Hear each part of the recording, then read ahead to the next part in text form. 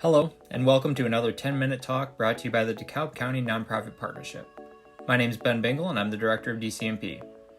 10-minute talks are designed to summarize timely topics, to share new ideas, and to provide another way for DCNP members to access useful information, all with a very small time commitment. This video focuses on the ABCs of nonprofit financial statements, presented by Betsy Hull, who is the Finance Director at the DeKalb County Community Foundation.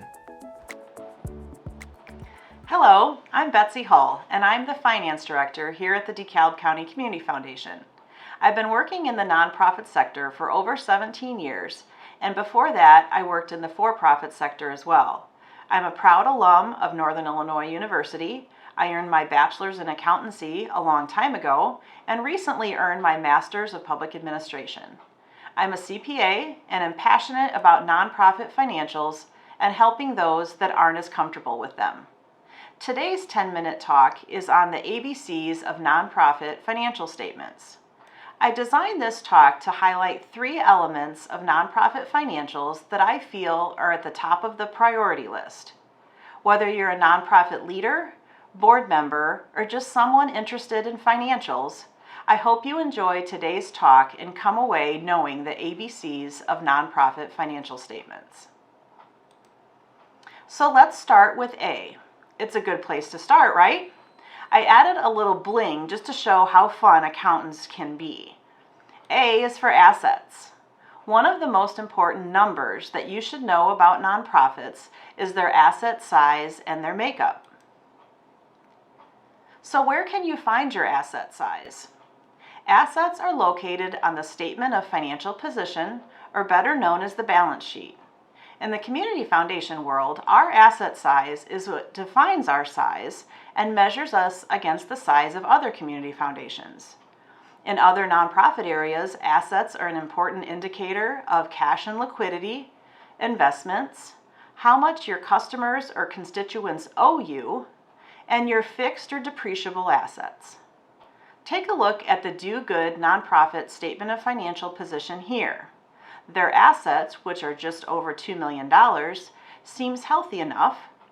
Look at its components. Nearly 3/4 of their assets are tied up in a building and its contents. Accounts receivable is a small part, and prepaid expenses even smaller. And finally, its cash and investments represent over 1/4 of its total assets.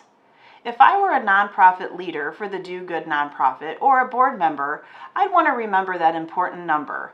Our asset size is $2 million. Next, let's talk about B. Any guesses? B is for budget in our ABCs of nonprofit financial statements. Why do you budget? When do you budget? Do you know the answers to those questions in your organization? I like the saying about budgets here that says budgets tell where your money is going instead of where it went. Where's your budget located? It's in the statement of activities, or sometimes known as the income statement. Once you've determined whether your budget is balanced, where revenue equals expenses, or a surplus, where revenue exceeds expenses, or a deficit even, where expenses exceed revenue, there's some other key elements to understand about your budget and how you're performing against it. Or in other words, budget versus actual. Or maybe at a certain point in the year, you're looking at a percentage of your actual results versus your budget. No matter what the measurement, a nonprofit that can budget effectively will be successful in telling its donors, grantors, or other audiences where their money is going instead of simply where it went. So finally, our C in our ABCs. This one may not be as familiar. C is for the change in net assets. Well, what does that mean? Change in net assets is the nonprofit way of saying net profit, although we don't make a profit. It's simply revenues less expenses and measures how much you're adding or subtracting from your reserves.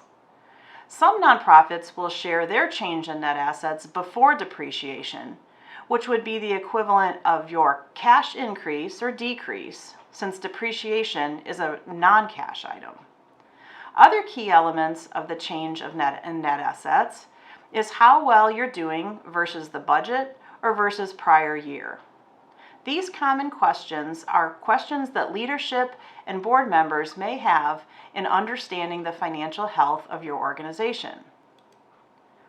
Change in net assets is the one element that actually appears on both the statement of financial position and the statement of activities.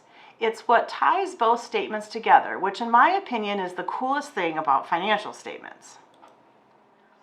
So to recap our talk today, the ABCs for nonprofit financial statements are A for assets, B for budget, and C for change in net assets.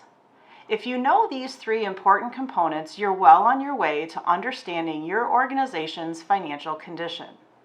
I hope you've enjoyed the ABCs talk today, and with that, I'll leave you with this.